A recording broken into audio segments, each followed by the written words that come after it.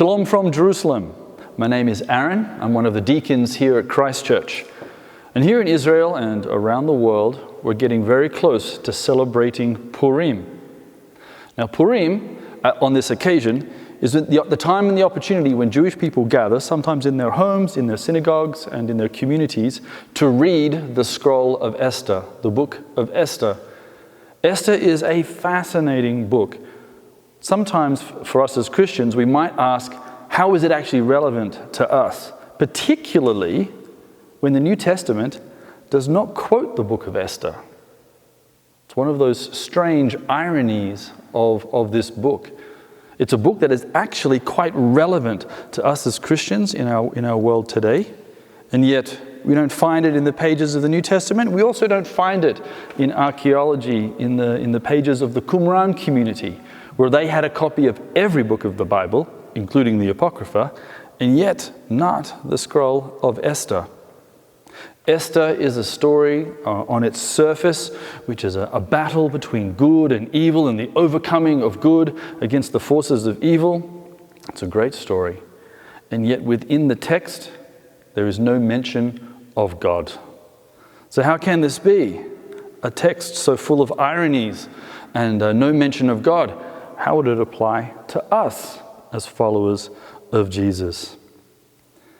Aside from fasting, there really isn't that much other halakha inside the Bible. Halakha, the Jewish practice according to the teachings of the Bible. They fast, but we don't see our characters praying. They don't engage in any hymns.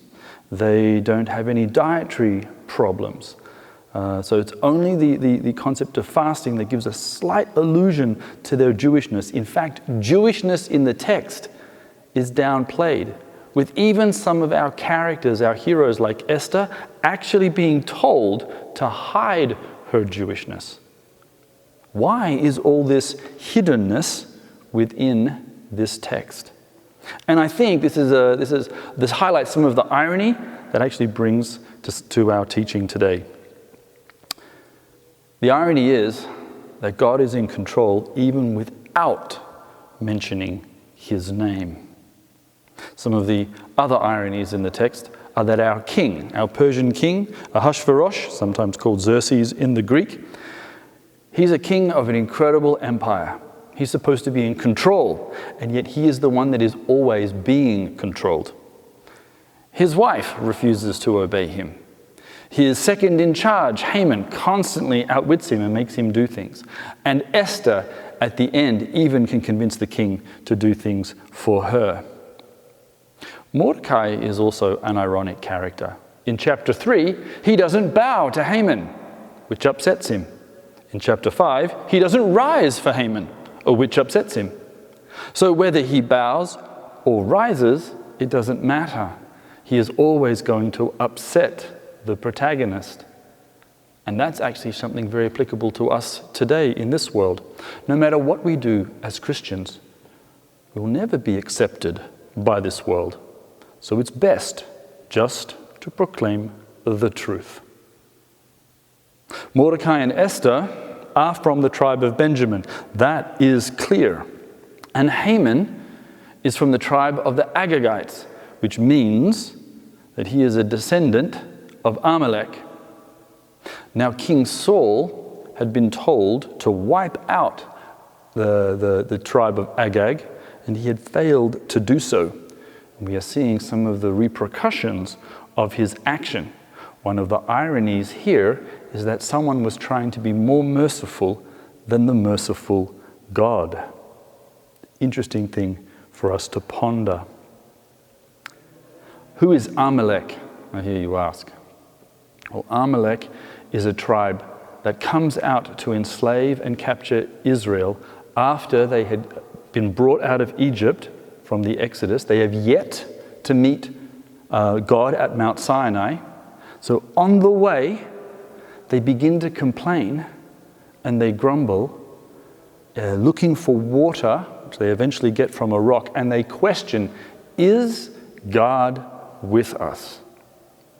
And it's in that moment, in that doubt, when they think they can't see God, that Amalek comes to enslave them again. And in Exodus 17, the battle is quite famous. Joshua goes out to fight.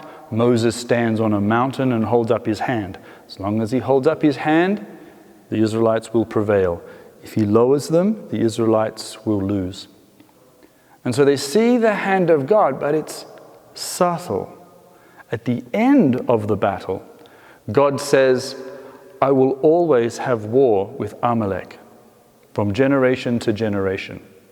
Why would he do such a thing? He's the Lord God. Why would he not just wipe this insolent nation off the map?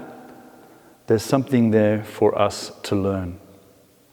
And the Greek Septuagint, that is the Greek translation of the Hebrew Bible, translated Exodus 17 to say, the hidden hand of God will have war with Amalek. So in the late Second Temple period, there was the question, where is God? If I can't see him, is he still fighting for me? And actually, this really is the story of the book of Esther. A classic tale, good versus evil, absolutely. Of heroes that hide their Jewishness only to reveal them at a later time. And as you go through the book, evil seems to actually be winning. And yet, where was the Lord? Because he was still engaged in his age-long combat against our enemy.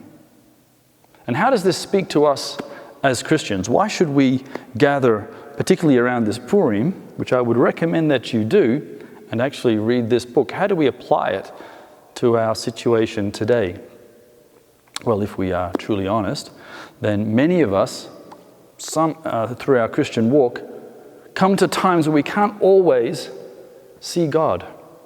We don't see him at work in our lives, or in the lives of our families, in the lives of our community, and certainly not in the world. Where is God in the Armenian genocide, in the Holocaust, in the massacres at Rwanda? Where is God as the Russians and the Ukrainians struggle against each other? Where is God as our nations continue to reject morality, embrace things that aren't true, and yet despise Christians and their love? Where is God? So this book is actually very applicable to us. Many of us have our colleagues and our workmates and those of us part of our community who would come to us and say, I can't see God in this world. I can't see God in your life. I can't see God in my life. Why is disasters happening around the world? Where is the Lord? And what we should do is we should take the phrase that Mordecai said to his cousin Esther in the scroll, in the book of Esther, where he challenged the queen, who was now a queen, perhaps you have been brought to this place as queen. Perhaps you've been brought to this station for such a time as this. It might be, friends, brothers and sisters, it might be that we have been brought into our communities for such a time as this, for an opportunity to share our hope that the Lord is at work when we can't see him, to share our testimonies, what God has actually done in our lives, to share the opportunities of redemption, even though we might not be able to see where it comes from. It is these opportunities at this time where we can embrace the truths and the ironies and the message that we see in the book of Esther.